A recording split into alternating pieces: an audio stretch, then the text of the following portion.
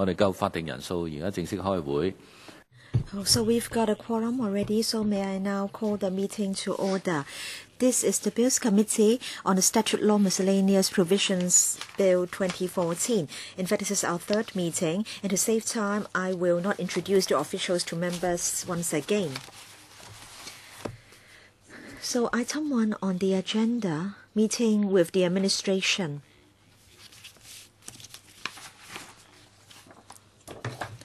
Last time, we completed clause 162 of part 15, and so we'll now begin with clause 163, and that's page C1590 of the blue bill. It's page C1590 of the blue bill. And then marked up copy, page 0224. So please turn to the relevant pages, members. And perhaps the administration can now brief us on the relevant clauses. Yes, Chairman. We're not still on part 15. These are mainly miscellaneous amendments, and all of them are technical in nature. Division 16, Employees Compensation Assistance Ordinance, Cap 365, and in Section 8C, there is a typo in the Chinese version, and the Chinese word should be Thai and not for. Then Division 17, Merchant Shipping Safety Signals of Distress and Prevention of Collisions Regulations. And may I refer to the schedule, the Chinese text, Annex 1, Para 2C. In fact, it should the word should be but and not but not. So this is an amendment to make sure that the Chinese version can tally with the English version. All right, this is a simple amendment. I think we can continue if members have no questions. Yes. Then may I refer members to 0227. Division 18, Road Traffic Registration and Licensing of Vehicles Regulations. And then, first of all, concerning left-hand drive vehicle, we are proposing to amend the word son. So, which Chinese character should be used? Should it be the word son, meaning message, or the word son, meaning letter? Chairman, now, in fact, when in our laws, when we have the English word signal, we use the Chinese word son, which is equivalent to the meaning of letter.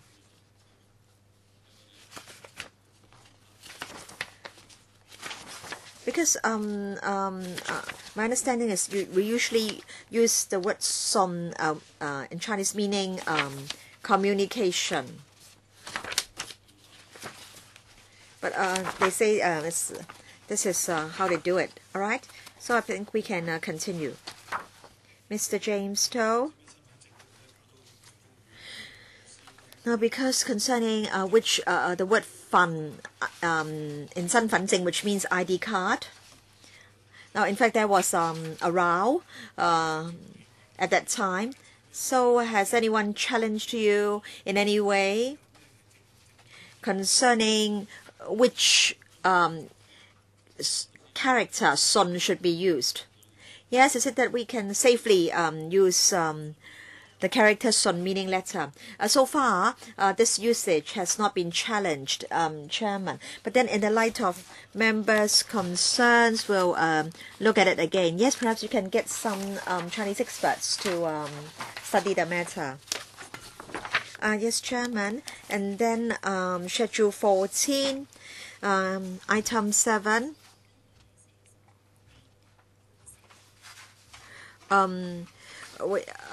So it's we are proposing that the substitute should read a licensee under Section 46A4. So we think this can better reflect the meaning in the English version. And then the next the next amendment again is just to make the text consistent with the English text.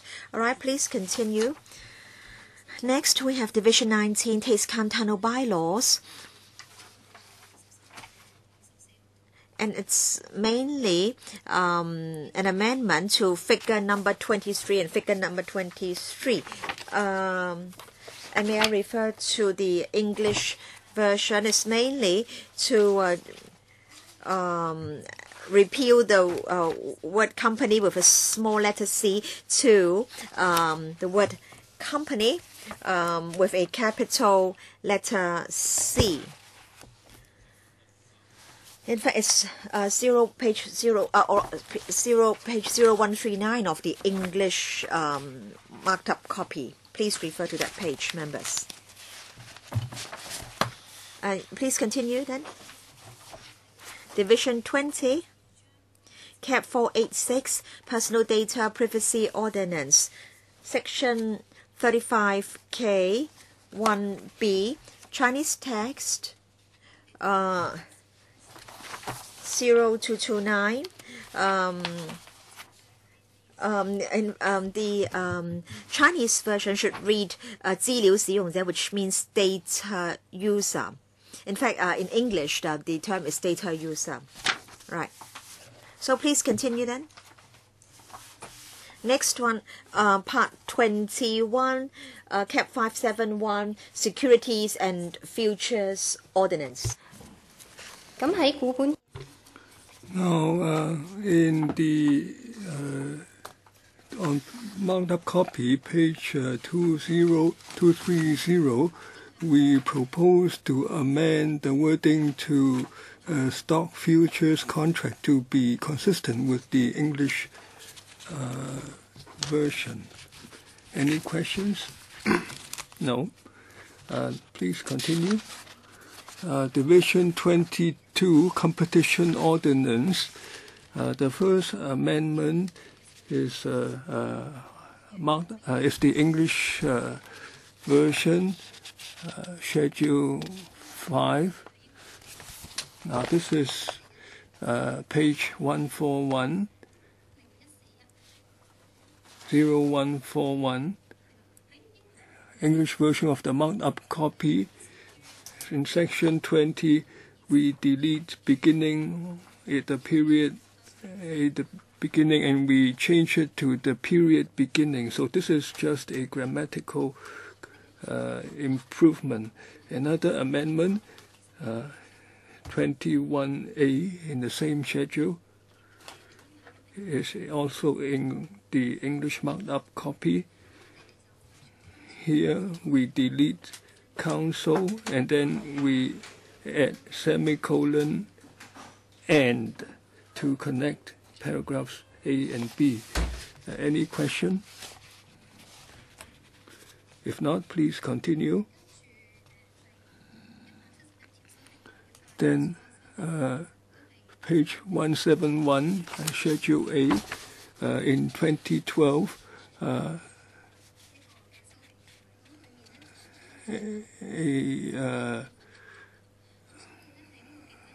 so in Schedule A, whenever there's a mention to 7M, because that has already been repealed, so when Schedule 8 of Competition Ordinance becomes effective, we can effect a corresponding amendment.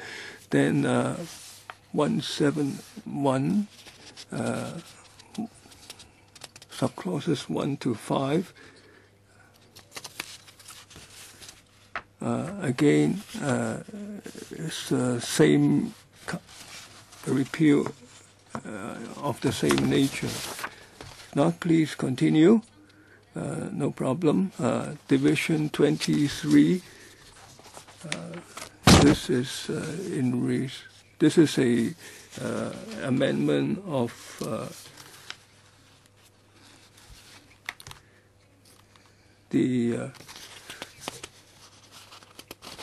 please refer to page 235. We propose to amend, to delete the wording in concern in order to be consistent with the English version. This is the first-hand properties sales ordinance. Now, Division 24, the Buildings Amendment Ordinance 2011. This is technical. If we look at page 236, the main amendment is to change second schedule into Schedule 2. Now, we have, through editorial amendments, made the corresponding amendment earlier, so this is no longer necessary. So any questions? If not, we have completed Part 15 of the Blue Bill. We now go back to Part 6. If we look at the Blue Bill, that is C1426.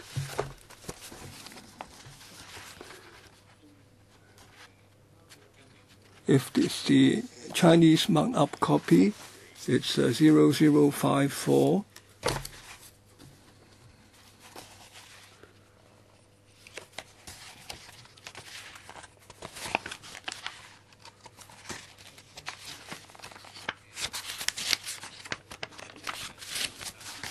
Now, we can go back to the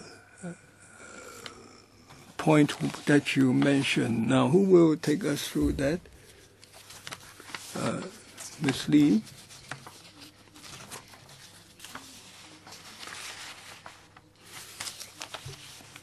We now come to Part 6.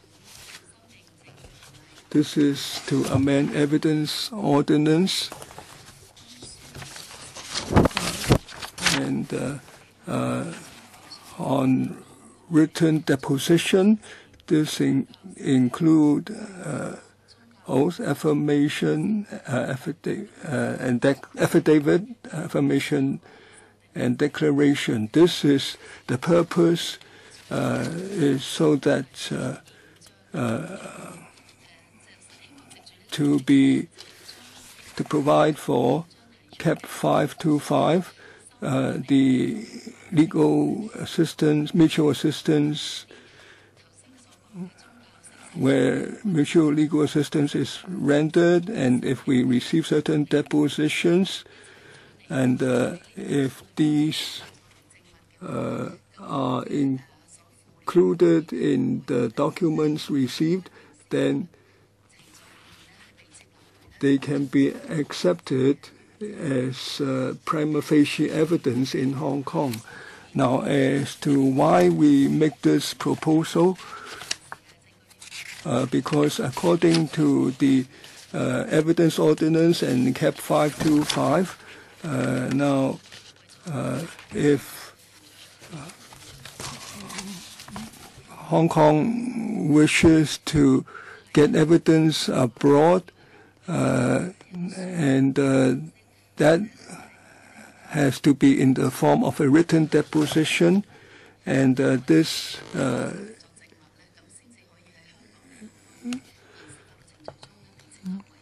has to meet certain requirements to be accepted as prima facie evidence in Hong Kong. The difficulty is that the term deposition in Evidence Ordinance and CAP 525 are not defined, and in other Hong Kong laws there are no explanations of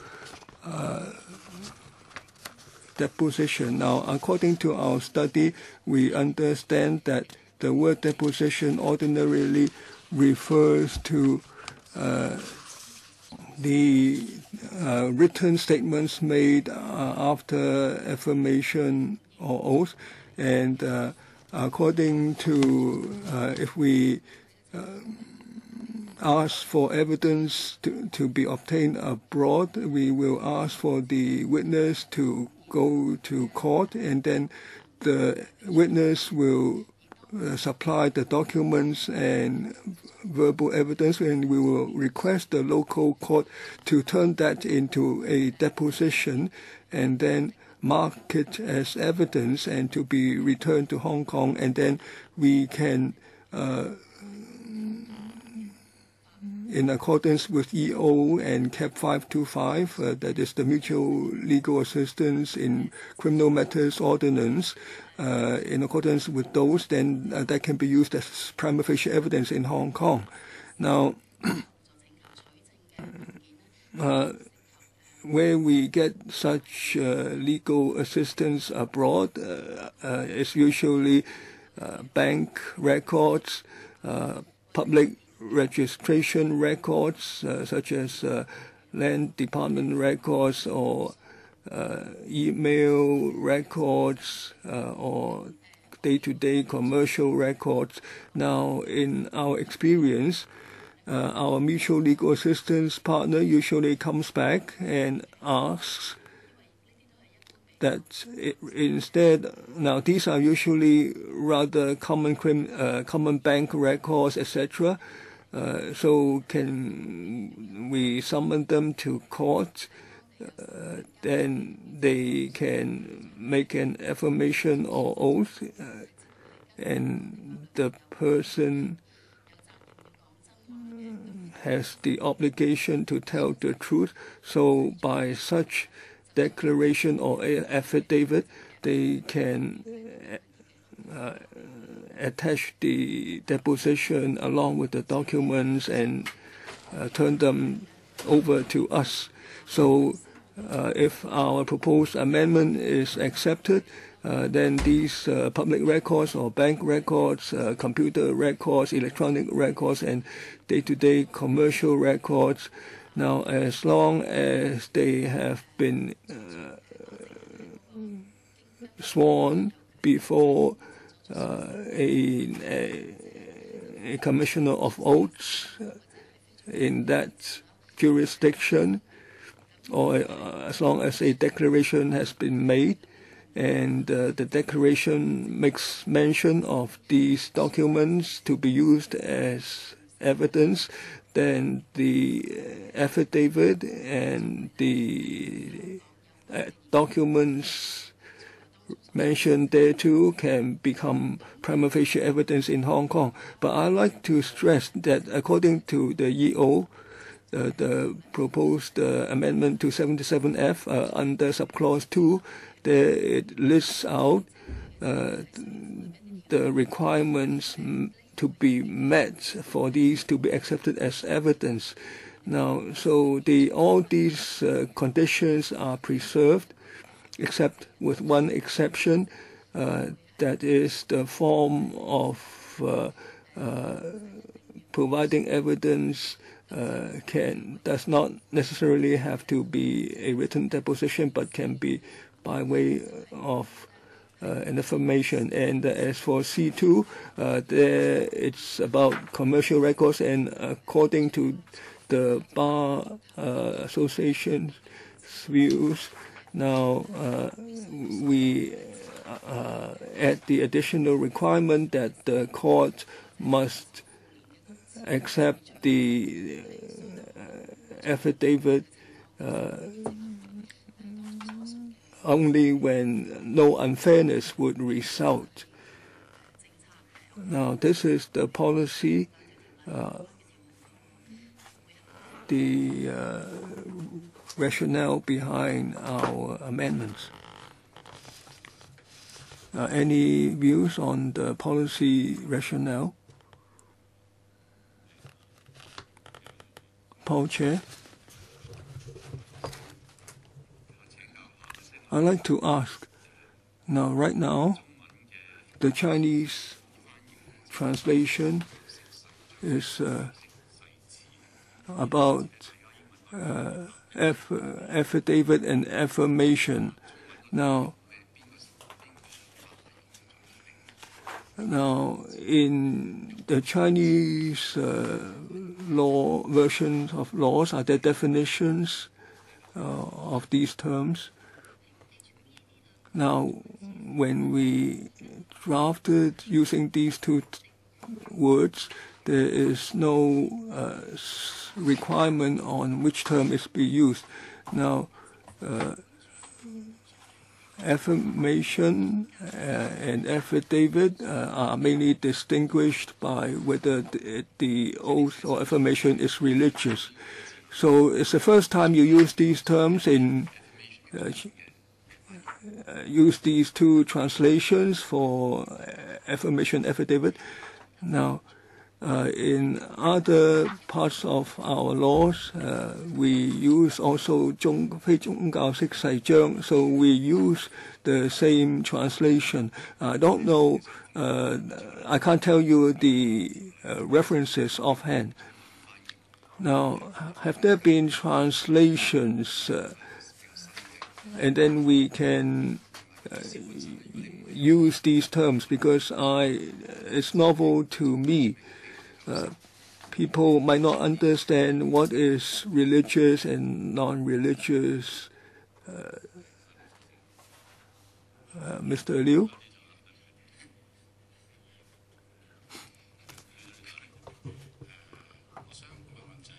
I'd like to ask, you said if the affirmation was taken in accordance with local law, then it can be accepted as evidence, right, Ms. Lee?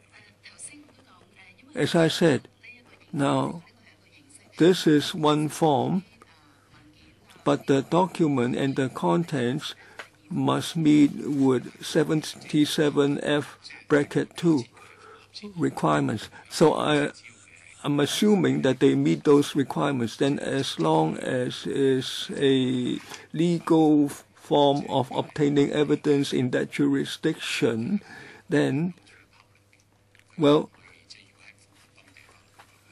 we have notary public in Hong Kong. So if they have that equivalent abroad, then they can take the deposition. I understand, yes, because in our proposed phrasing, the affidavit and affirmation have to meet a requirement, that is, the person has an obligation to tell the truth. So that would include what's done under a notary public. In other words, in the mainland, if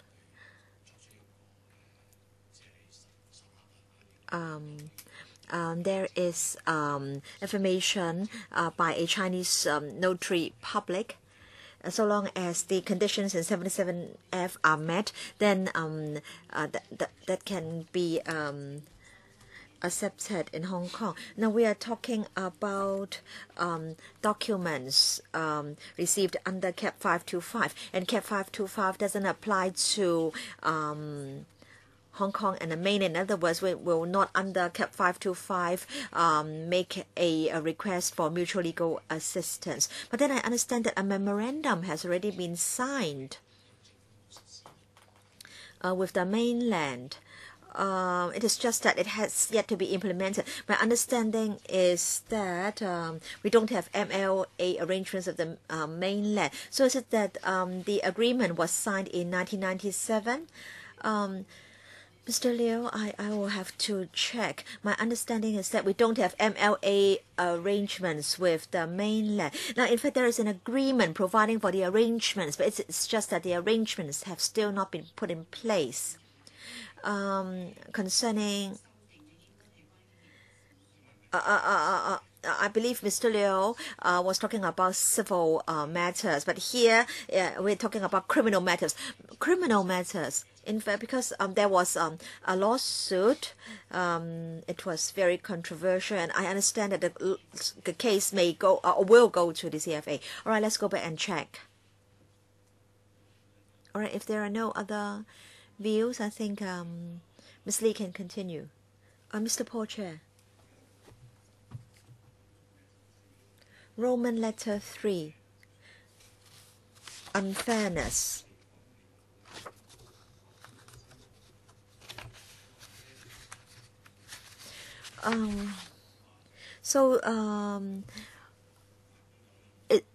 Is it that the judge enjoys wide discretion when it comes to ruling on unfairness, or is it that unfairness is in fact defined?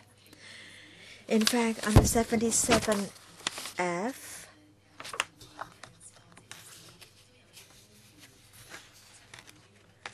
we state that with regard to the admissibility of evidence, it is important that there be no unfairness. In fact, we've asked the colleagues of our prosecution division, and they say that the courts can decide what is fair and what is not fair.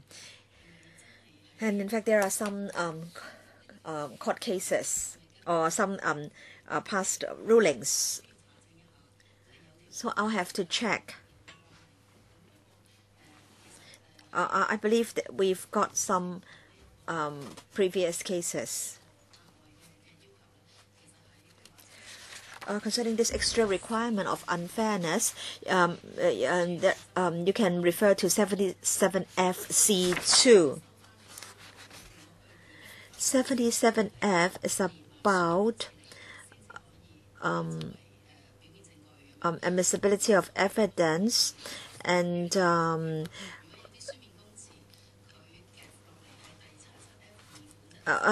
want to say that if we're talking about the 4 types of documents under 77 FC2, the judge can decide whether to admit the evidence as prima facie evidence. But then if there is written evidence plus a knife, for example, then 77F1C2 applies. And that is the judge is satisfied or has to be satisfied that no unfairness is likely to occur, blah, blah, blah. And so, in fact, that's what we have in mind. I just want to say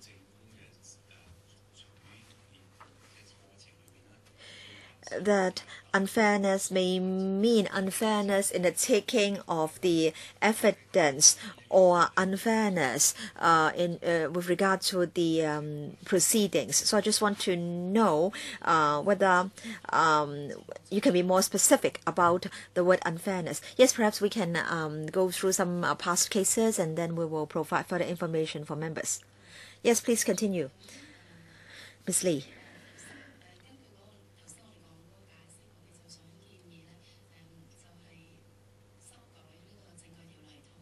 That's why we want to amend the evidence ordinance and also Cap 252, the ordinance on mutual legal assistance. Concerning Cap 525, and then we need to amend 77F of the evidence ordinance. This is because under Cap 525, concerning admissibility of documents received, Part 8 of the evidence ordinance is suitably amended to apply to Cap 252. So we can refer to evidence ordinance, and that's page 0054 of the marked up copy. First of all, 77F2C. 77F2C, that's page 37 of the English version, marked up copy.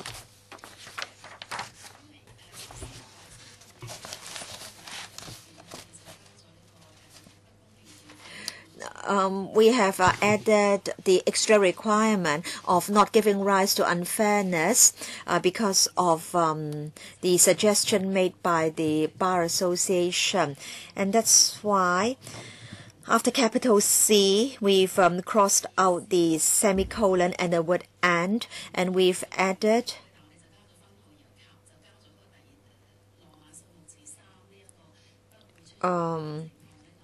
and after 2, and we've added Roman 3, and that is the court has to be satisfied that no unfairness is likely to occur.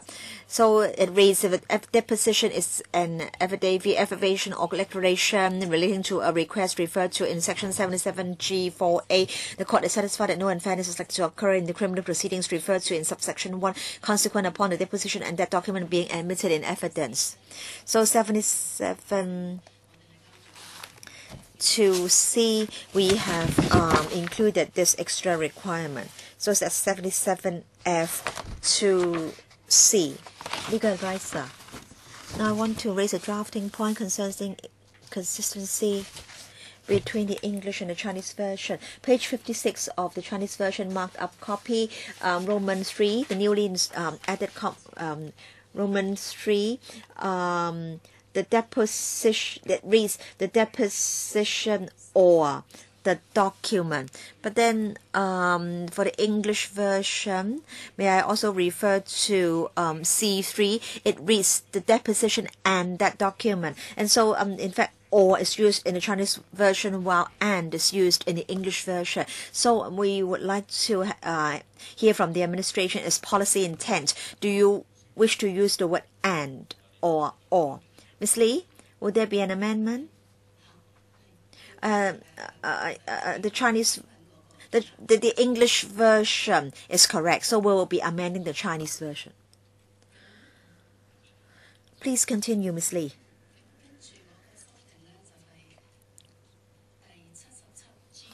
Then 77G.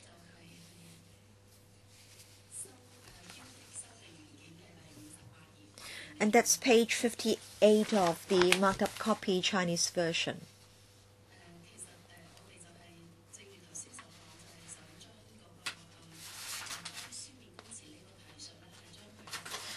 Concerning the reference to deposition, we would like to include references to an affidavit, affirmation, or declaration, blah, blah, blah. And so we are adding for capital A.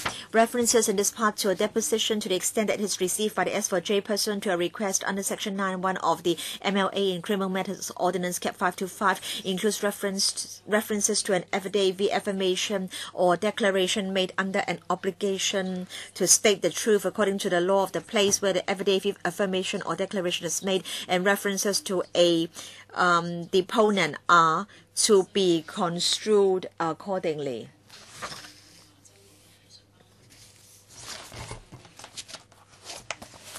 So it's just to include references to an affidavit, affirmation, or declaration. Right? Do members have any questions? Mr. Liu, Mr. Martin Liu? I wish to follow up on a point concerning evidence taken outside Hong Kong. Now say in the U.S., if you want to make a deposition, it doesn't mean that the witness merely needs to appear before a notary public and sign the deposition. I understand that in some countries, making a deposition includes interrogation. So how are you going to, or this process of interrogation, so how do you deal with that, Ms. Lee?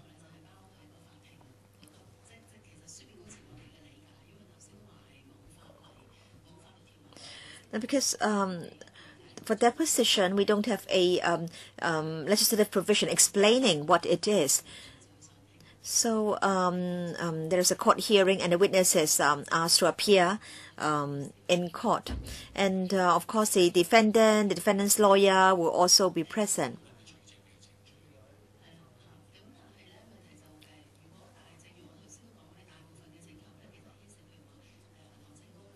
But then concerning bank statements, telephone records, land registry records,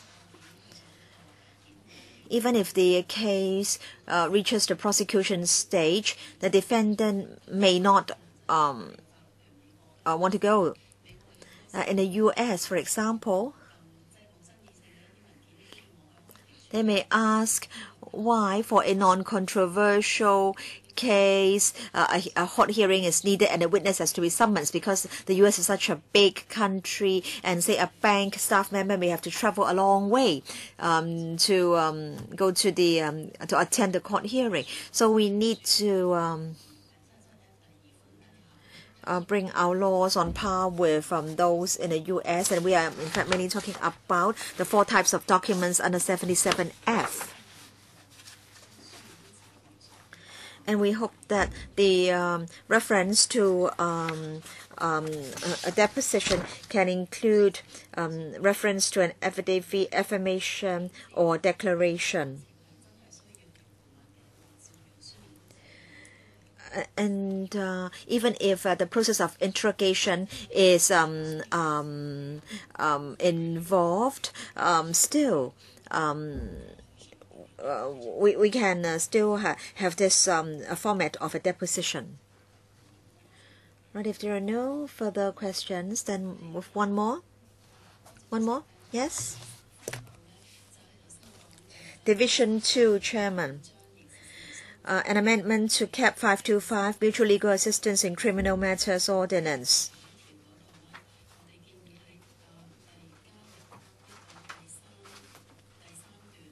Because we are proposing to add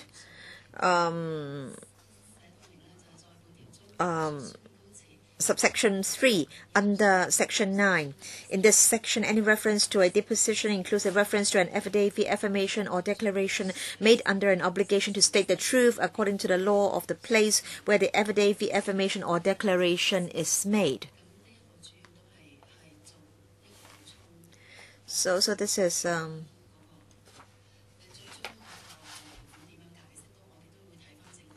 just a supplement. And after all, we will always refer back to the amendments to the evidence ordinance. All right, any questions, legal advisor?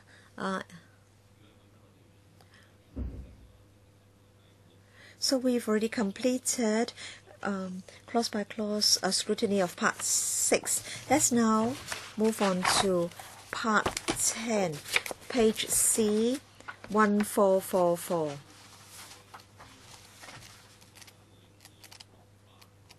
And the marked up copy, Chinese version 0068. Ms. Wen?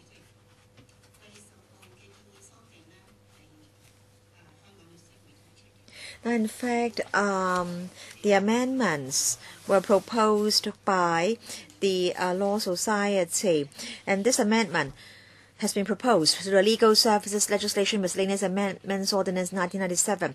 This ordinance has yet to come into effect, but then if it is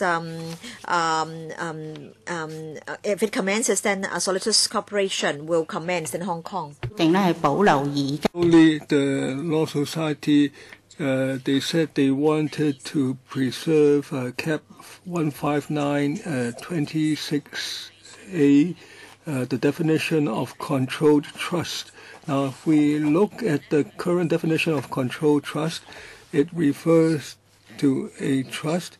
Now, if it's a single trustee or a co-trustee, an individual lawyer or foreign lawyer.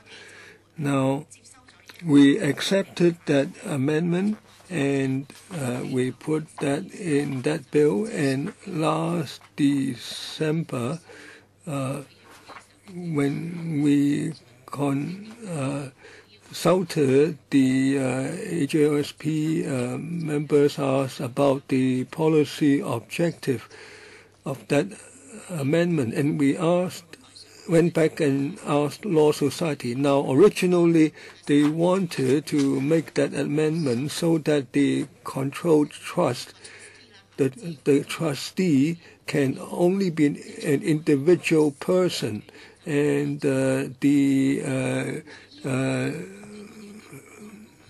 whereas it cannot be done by a corporation. And we discussed, and we felt that this cannot be done right now, and so it made the Law Society confirm that they will not insist on the amendment. So we will raise a committee stage amendment to cancel this amendment. Any questions? Ms. Emily Lau? No, I'm not a legal professional. Why is it that the Law Society is not insisting, Ms. Wen? Now, the Law Society caused a lot of concern recently. I'm sure this is not controversial, but please tell us. Now, originally, their proposal is to preserve the current provision. The current provision, now, a solicitor corporation is not in existence yet because the law has not come into effect. So it must be an individual person, lawyer, right now.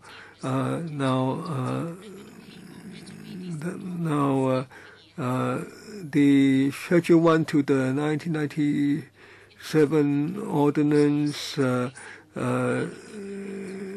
saying that it can only be an individual lawyer. So last time members asked, why don't you allow a solicitor corporation to become a trustee? Ms. Selam. Now, this was discussed in the Administration of Justice and Legal Services panel last time. Now, they decided they didn't want to push this right now, but I merely want to assist the administration. Now, Mr. Liu Chong Kong just now mentioned an issue. Now, maybe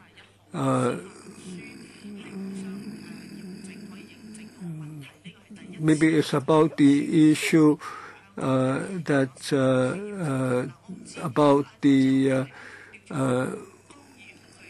certification of legal instruments as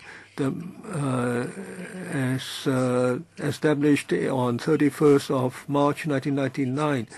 Now, perhaps you can go back to see whether this is relevant to that. Now, when we talk about getting evidence for civil case, then we first talk about the agreement of 31st March 1999. There aren't many criminal cases going to CFA. One of those is about this. Perhaps you can go back and check. Paul Chair, now on Ms. Emily Lau's question, I'd like to understand, is there any problem with the way Law Society deals with this? Because this is the second time some Law Society, some amendment that has to be reversed in respect of Law Society. Now, this is not very professional approach. Now, is it that they feel there's a mistake, or it's not yet the right time? I believe they have decided against that. Now, when there are LPs in the future, will they come back and reintroduce this? Now, well, if they have to reach their objective, they have to adopt another method. So they took the wrong approach initially. Is that the... what it is. I can only confirm that the Law Society has informed us that they will not go ahead with this amendment. Now, at the time, you thought that amendment was fine, so you must have had reasons for going along. Now, we all along respect the self-regulation in the legal professions. Now, if they feel that certain types of lawyers can take up certain types of business, generally we respect that. But as a result of discussion last time, we went back to the Law Society and asked about what's the objective they wanted to achieve. So at the end of it, we decided that the current approach is appropriate. Now, in some cases, for instance, in legal aid, or in land titles bill, you have stood your ground against the legal profession. So under what circumstances do you respect the legal profession's views, and under what conditions you don't? Of course, the administration has to take into account public interest, and we don't just take into account the legal profession's views. We also consider if there is any public interest involved. Now, in this case, the Law Society feels that the members should be able to enter into certain businesses, and we respect their views. Mr. Paul Chair, you can pursue this in the panel, and you can invite the Law Society to attend. Ms. Wan?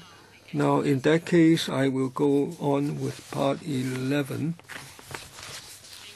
Now, Part 11 is also about a Law Society proposal to amend Legal Practitioners Ordinance A.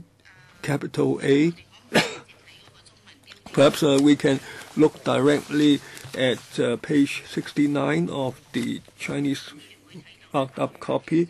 Now, 8 capital A says that if the counsel thinks a certain solicitor is not suitable for carrying on the practice, and a person can be appointed to investigate, and the solicitor or foreign solicitor can be requested to supply certain documents. And if after the investigation, and if one has taken into account the statement provided by that solicitor or foreign solicitor, then the matter can be delivered to the disciplinary body or tribunal to make a decision, and in the meantime, the practice of the professional can be suspended. Now, the Law Society says that since there is already a right of temporary suspension, there should be a supplementary power, that is bracket 4, that is at the same time the council of the society may, if it is satisfied with the circumstances, to revoke the suspension. So this is only until the disciplinary tribunal makes a decision. Any questions? If not, please continue. Actually, this is page 69 of the marked up copy. This is now here there is a new bracket 4. It says that if there is a written application and if it's supported by relevant documents, the Council of the Law Society, if there is a decision of suspension, the suspension can be revoked. And bracket 5 now says that the suspension can be restored, and bracket 6 says that the Council may take into account the factors set out in blah blah blah. And legal advisor, concerning subclause 4b, I noted that the provision mentioned that the application must be supported by relevant documents. We wrote to the administration earlier and we asked about what these relevant documents are. Can the administration please explain? Yes, I believe this is what the Lawyer Society concerns is relevant for his application. Now, of course, the Council will decide whether the documents are sufficient to meet the conditions in bracket 2A to F. Legal advisor?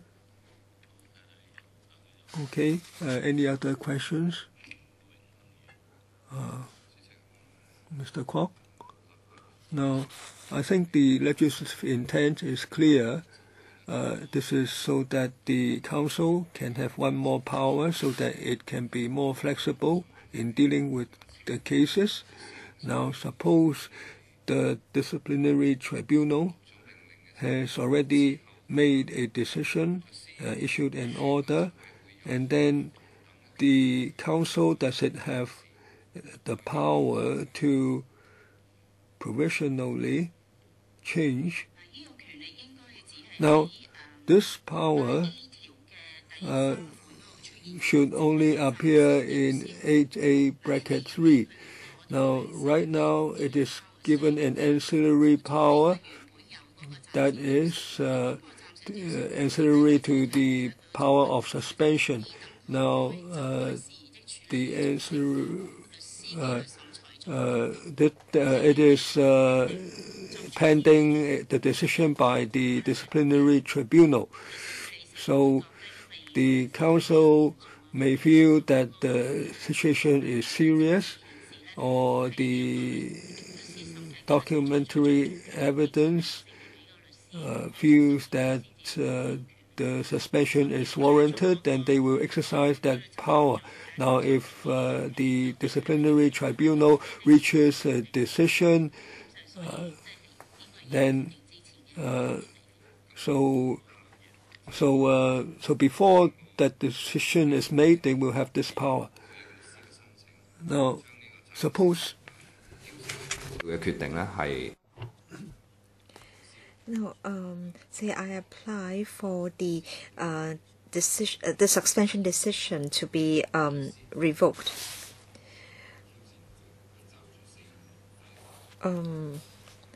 What if the tribunal refuses to do that? Can an appeal be made by the lawyer?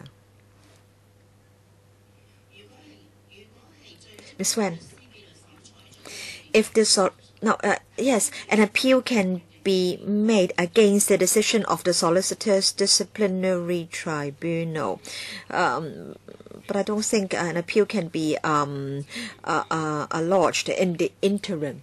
Now, say if I have documents, if I have justifications that the suspension or the suspension decision be revoked, and if the or say if the Council refuses to do that, then I can't challenge the Council's decision except that I can, of course, lodge a judicial review. Is that right? Yes, a JR is possible. Mr. Liu, before the Council makes a decision of suspension, does the lawyer have the right to make representation to the council first? Yes, according to Section 3, the council has to consider the report and also written statements or submissions by the lawyer concerned, and there will be a suspension decision made if it is considered that he should not is not fit to practice. I'll say if the lawyer is physically or mentally unfit to continue to practice, then on what basis can the council make such a decision to a decision of suspension? Now, this power is exercised by the council. I think the council knows what to do. Yes, but then the council members are not doctors. And I believe the council, in making a decision on the mental or physical state of a lawyer, should have for its information, or should have for its information medical reports, or else how can the council decide that the lawyer is no longer mentally or physically fit to practice? And I'm sure without such records or information, the lawyer will not be willing to accept the council's decision of suspension. So I want to know why they are proposing to add 4. Have there been any previous cases? According to the Law Society, say the lawyer may be criminally prosecuted, and then the prosecution action may be suspended.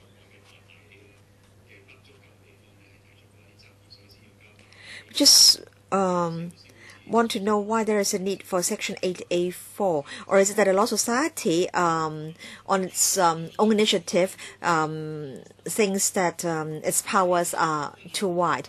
Now, this amendment has been proposed upon the request of the Law Society. I think Law Society is of the view that at the moment its powers are not flexible enough. It can only suspend but cannot revoke the suspension. The suspension does affect the livelihood of the lawyers. And so I think the council thinks it needs more flexibility. All right. Do you have any further questions? Ms. Wen, please continue. Part 12, Division 2. That's page 0070.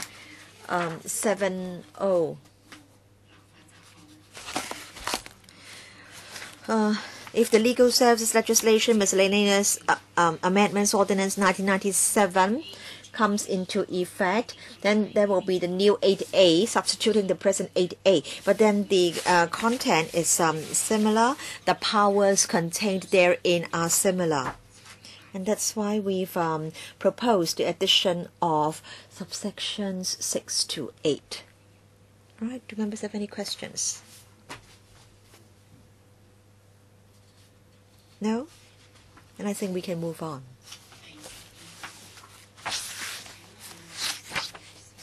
Part 12. Ms. Yip, please.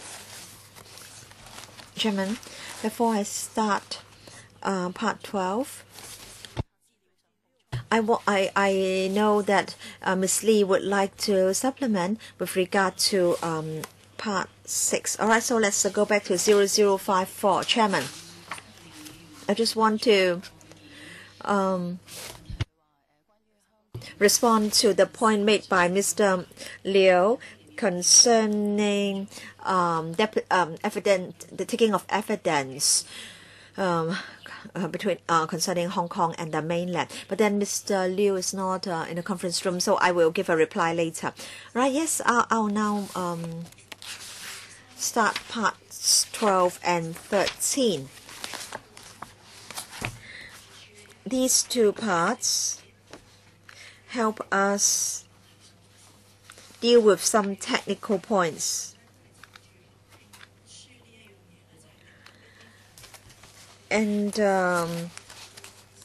so I will be first of all talking about the consolidation of documents. So we can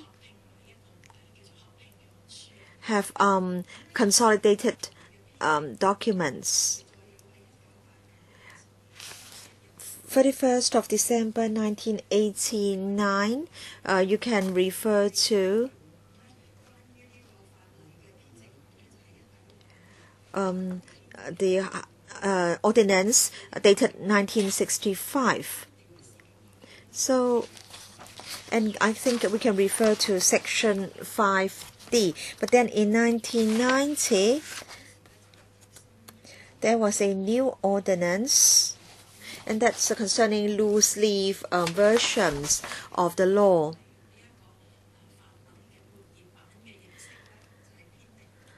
So we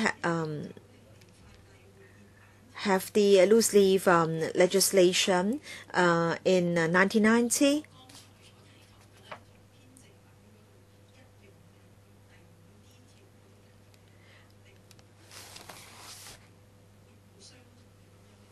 And it doesn't contain a consolidation power.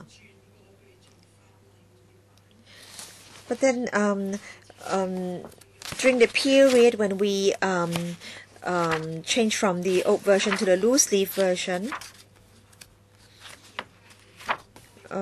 we are of the view that concerning 1C, if there is a specification without specification concerning an amendment, that may not be appropriate.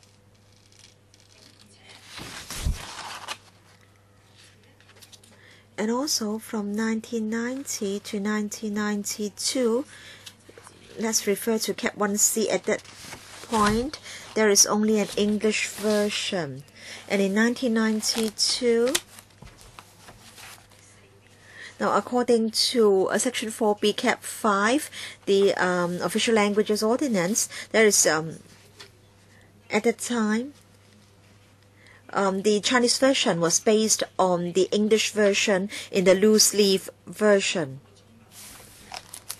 So we need to look at whether the Chinese version is in order, and that is why in part 2 we are dealing with Cap 1C.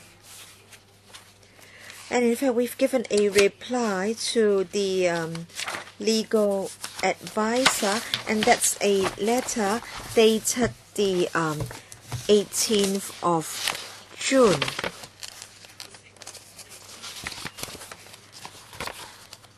And you can look at this. So 1C, specification of public office and consolidation. In Annex A, we have a list of all Gazette notices of specifications made, and under Division 12,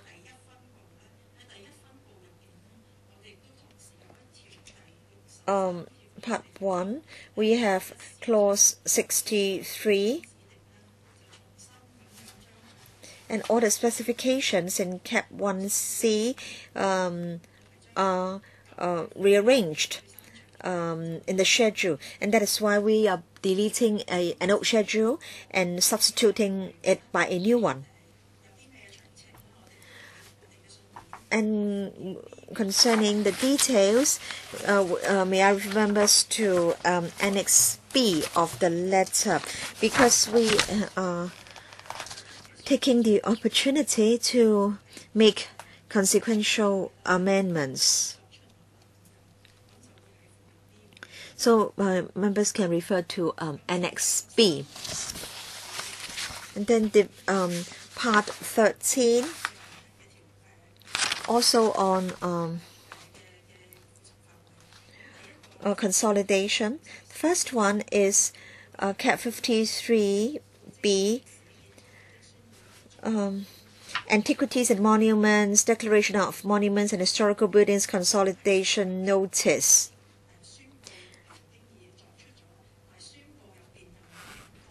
Part 2 and 3 contain some Gazette notices, but and we want to make a consolidation here. And then Annex C, Part 1,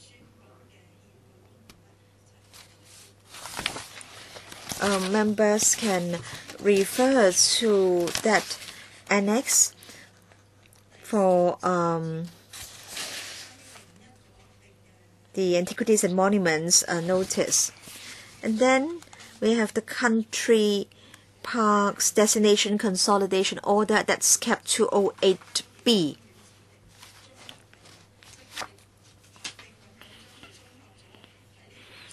And again, all the designated country parks are consolidated here.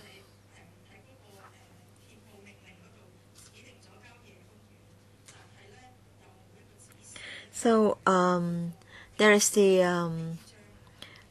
the destinations, but then it doesn't say that they have to be put under Cap 208B.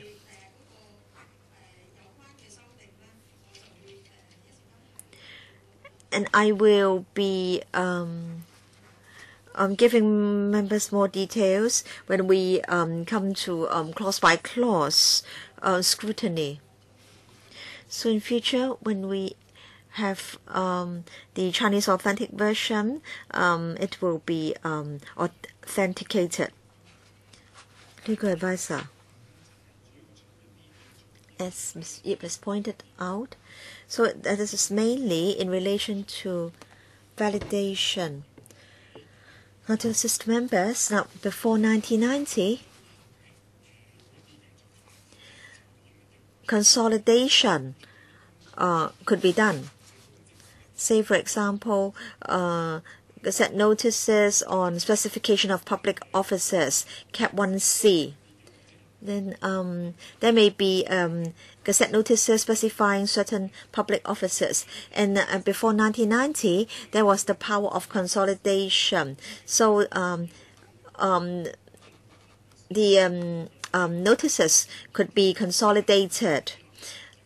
In 1990, the legislative provisions have been in loose leaf form, but then the consolidation power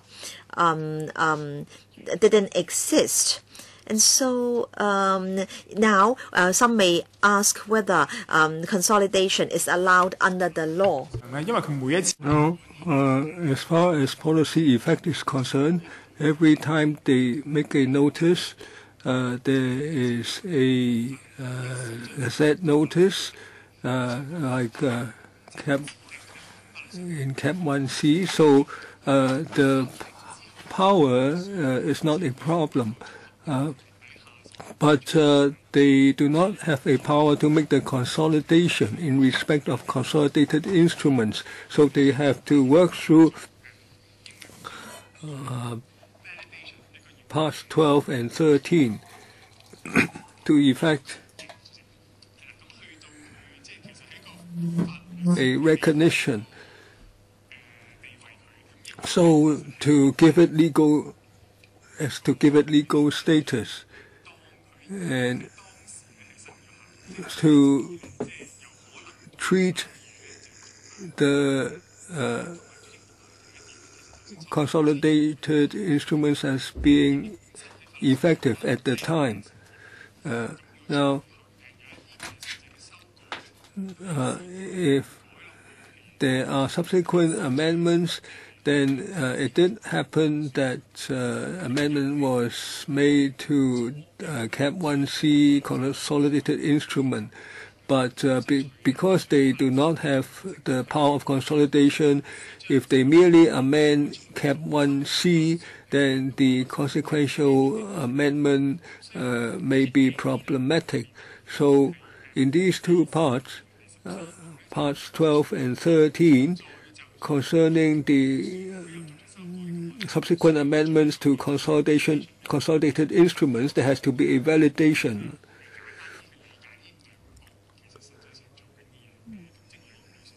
As Ms. Yip said, when we go through clause by clause, we can explain further. And as Ms. Yip mentioned, now on 18th of June, they sent us a document in reply for document 483 bracket 02. Now that explains in some detail the amendments, and some annexes were attached to inform us what amendments have to be made. Thank you, Legal Advisor.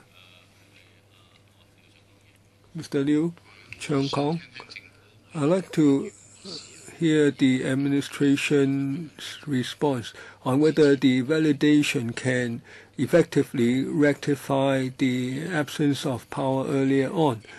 Ms. Yip?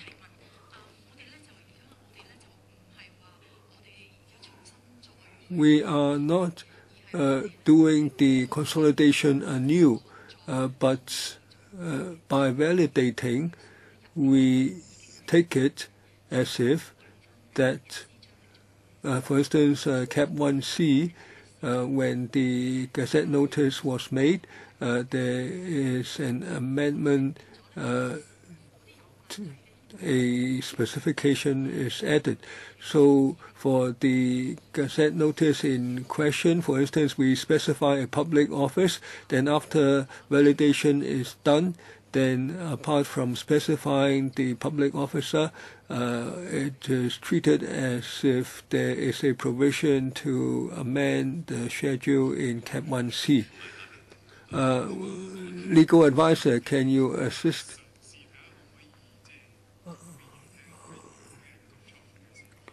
Perhaps I will attempt to explain. Let's take Cap 1C as example. In the past, there will be a Gazette notice on specifying a public officer, so that's a legal notice. Now, what's not done is that when the Gazette notice was made, there should at the same time an entry be made in Cap 1C on the new edition.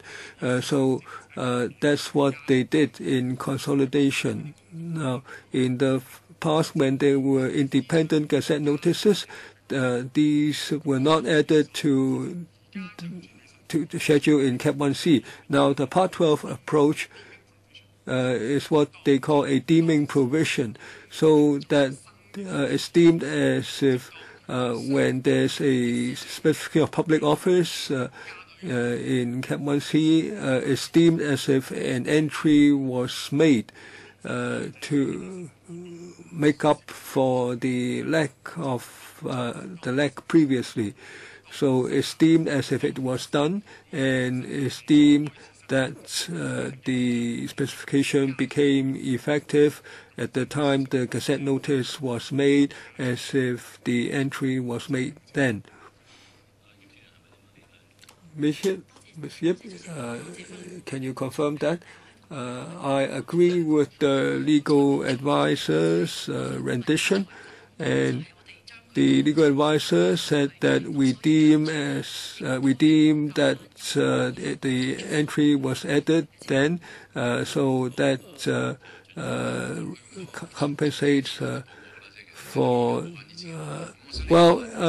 It's actually an effort to rectify.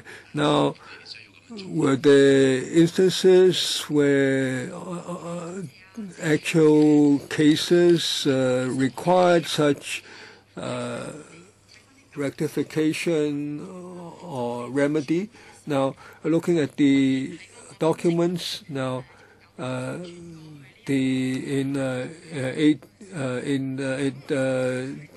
occurred at the change to the loose leaf edition in 1990, and we overlooked the difference in power. So that was the cause. In 1997, we found that what's done was not appropriate, so we reviewed the situation, and then immediately regarding Cap 1C, we stopped such consolidation. And perhaps I can take this opportunity now regarding the marked up copy. Now we deleted the entire Cap 1C schedule. Is it page 73 or page 0088? If we turn to 0088, let's look first at 0087. That's the last page of Cap 1C. And in 1997, when we uncovered this problem, we felt that we could not consolidate like that anymore. So on page 0088, and on the right-hand side where it's the deletion, we inform the public about the individual Gazette notices. For instance, the 1988 about the notice, legal notice 282, we did not put that in 1C, and on the given the nature of the consolidated instrument, we eventually decided that we should come back to do a validation, and so we have these validation provisions now. Any questions? Now, we are now talking about the rationale. We can go to clause-by-clause scrutiny. So please take us through the clause-by-clause part. Ms. Yip. Okay, we will start with Part 12. Now, Part 12, firstly, Division 1.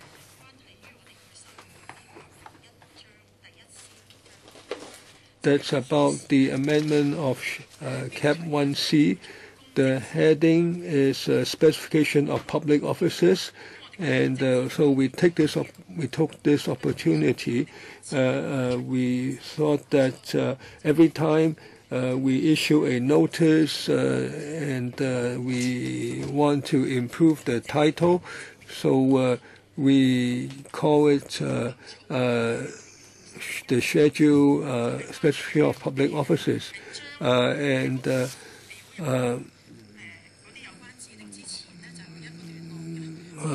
clause 61. Now, it says that the officers in the schedule have been specified. Now, we are still at the stage where the wording with reference to the governor is used, and we didn't amend the wording that the specification was made by the governor. So we took this opportunity to amend the paragraph, and that's in clauses 60 and 61 of the bill.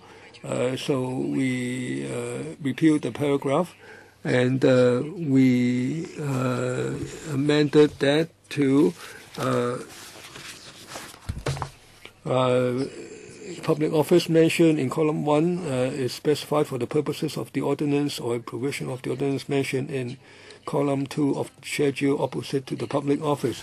And then to come to clause 63, as I mentioned, we took this opportunity to make some updating and amendments, and so as to make it easier for the public to read the schedule.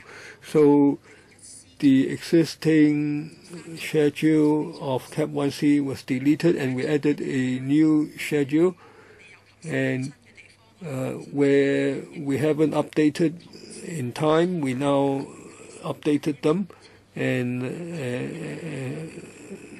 now the list after 1st of July 27, the contents are now put in this schedule, and the public can now see the specification of public officers under Cap 1C. Now, there's a large number of pages here because we repeat everything, all the those that officers that are still effective. Legal advisor, as Ms. Yip said, this is to repeal the old schedule and replace that by a new schedule. So the administration has given us a table on what's the difference between the old and the new. So they now list out the differences between the old and the new in the annex to the letter. So okay, we don't need to ask about that. So please continue. Now, sorry. Now, in the new schedule, I've talked to the administration. Now, they needed to add this new item to take into account the commencement date. Yes, we've talked to the legal advisor. Now, because there's a little bit overlapping in the time, so we will move the CSA to put that in. Now, on clause 63, that's about the replacement of the schedule. And now I come to clause 64. Now, the legal advisor has helped us explain, and we also explained that there are specifications in clause 64. So in clause 64, we say that before the provision comes into effect, all the specifications with the exception of one, which I will mention in Division 3, will be repealed. Any questions? 反正呢，我驚住今日。No, we won't be able to finish the whole bill anyway. And I have some other business to attend to at 4 o'clock, and we'll have to have another meeting anyway on the 15th of July, and to finish the rest of the bill and to tidy up the loose ends. So with your agreement, we'll adjourn and we'll continue on the 15th of July. Thank you. 係你想補充啊？ Oh, you wish to supplement? Yes, yes. Ms. Lee would like to respond to your earlier question. Yes, Chairman. Concerning taking of evidence concerning Hong Kong and the mainland, I want to say that the amendment relates to a request for evidence made under Cap 525. But then we also have Cap 8 concerning requests made by a court to another court on evidence. But here, in this case, we're only talking about evidence obtained under Cap 525. And so the intercourt arrangements are not affected in any way, because for intercourt arrangements or requests, they are the proceedings are carried out by the courts. Mr. Martin Liu. Yes, I agree that this has got nothing to do with the amendment before us, but I just hope that you can provide some information for me in writing. All right, thank you. All right, thank you very much. So the meeting is adjourned.